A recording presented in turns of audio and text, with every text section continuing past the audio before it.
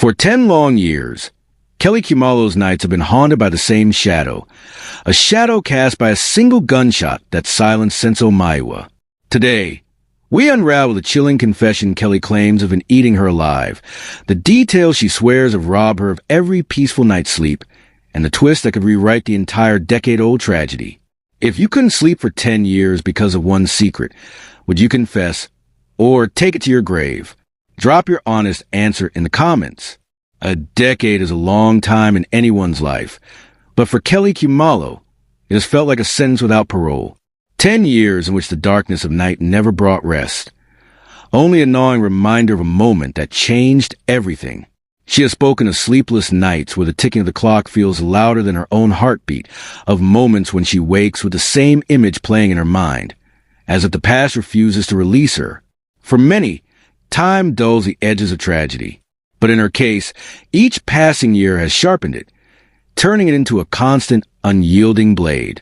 It is as if her life has been split in two before that fateful October evening and the endless aftermath that followed. October 26, 2014, is a date that will forever be etched into South African memory. It was supposed to be an ordinary evening in Vosloorus. Friends gathered, conversations flowing, music filling the air. But that night turned into chaos when a gunshot rang out, piercing the air and cutting through the laughter. In the span of mere seconds, Orlando Pirates captain and Bafana Bafana goalkeeper Senso Maiwa lay on the ground, his life ebbing away. The scene was one of confusion, panic, and disbelief. The house was filled with people who would later give conflicting accounts of what happened. Yet one thing was certain: South Africa had lost a national hero. For Kelly, it was more than a national tragedy. It was the night her world fractured beyond repair. In the months that followed, Kelly maintained a composed public front, but subtle fractures began to appear. They were not obvious to everyone, just small hesitations in interviews, sudden changes in tone, or moments when her eyes seemed to retreat inward as if hiding from the question at hand. Sometimes it was a shift in posture, sometimes a word left hanging in the air.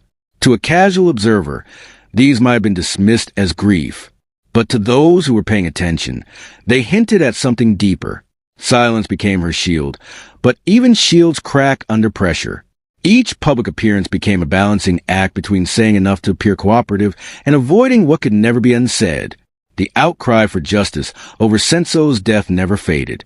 If anything, it grew louder with each year that passed without resolution. Social media became a relentless force.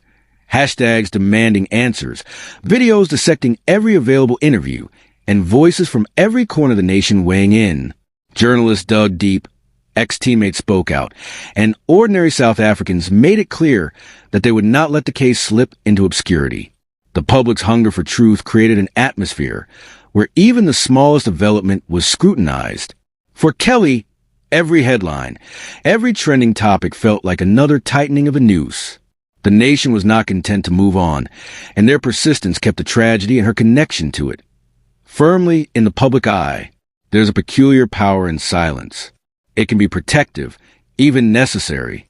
But in the Senso Maiwa case, Kelly's silence began to speak louder than any statement she could have made.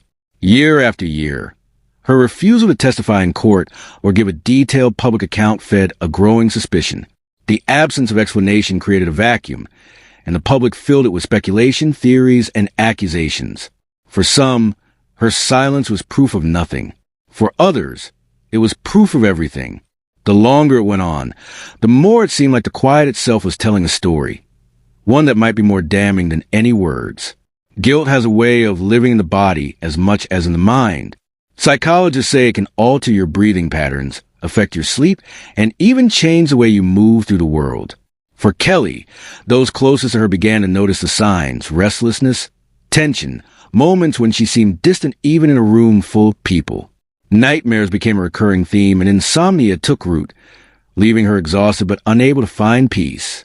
The mind replays what it cannot resolve, and for her, those replays never stopped. Whether her guilt was rooted in action, inaction, or the simple burden of being at the center of a tragedy, it had clearly woven itself into the fabric of her existence. Every person carrying a secret has a breaking point, a moment when the weight becomes too much to bear. For Kelly, that moment appears to have come after the latest developments in the courtroom, where testimonies began to unravel and long-buried tensions resurfaced. According to insiders, she began speaking more openly in private. Hence, fragmented admissions, suggestions that perhaps the full story had yet to be told. It wasn't a full confession, but it was enough to make those around her wonder if she was inching closer to releasing the truth. Pressure can crush, but it can also crack the shell that's been holding everything in.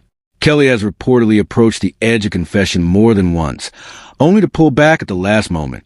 Friends and associates speak of conversations where she seemed ready to unburden herself, where her words trembled on the brink of revelation, only to fade into guarded silence. It's a pattern that suggests deep conflict between the need for peace and the fear of consequences. The words remain trapped, lingering just behind her lips, as if waiting for the exact moment when courage will finally outweigh caution. And yet, that moment has never fully arrived. What she holds inside still lives there, unspoken, unresolved, and powerful enough to keep her awake long after the rest of the world has gone to sleep. Whispers began to circulate about a closed-door meeting between Kelly Khumalo and investigators, an encounter that was never officially confirmed but was quietly spoken of in certain circles. Some say it was arranged discreetly, away from the media's glare, in a neutral setting where both sides could speak without fear of immediate public reaction. Others claim it was less voluntary, that she had been compelled by mounting evidence to sit across from the people who had been chasing the truth for years. No transcripts, no official records, only the faint outline of conversation that may have carried the weight of an unspoken deal. Whatever was said in that room, it has not seen the light of day, at least not yet. Those who have crossed paths with Kelly during moments when Senso's name came up describe a sharp change in her demeanor. The composed exterior that she presents to the public can crumble in an instant, replaced by trembling hands, a tightening jaw, or tears that seem to appear without warning. On some occasions, witnesses say she has walked away mid-conversation, as though even the sound of his name carries too much force. Psychologists might call these responses emotional triggers, remnants of unresolved trauma or buried truths. To the untrained eye, it might seem like grief resurfacing, but to those who watch closely, it feels more like a wound that refuses to close. The official narrative of Senso's death has focused on a set of identified suspects, their faces, and names. A confession after a decade in the shadows would not simply be a personal act. It would be a seismic shift in one of South Africa's most scrutinized murder cases. For Kelly, it could mean freedom from the endless torment of sleepless nights, or the beginning of a new kind of imprisonment. For Senso's family, it might offer long-awaited clarity, though never the restoration of what was lost. For the nation, it could be the moment when truth finally overtakes speculation, rewriting years of uncertainty in a single statement. But as with all turning points, there is a cost, and once the words are spoken, they cannot be pulled back. The next chapter will not just be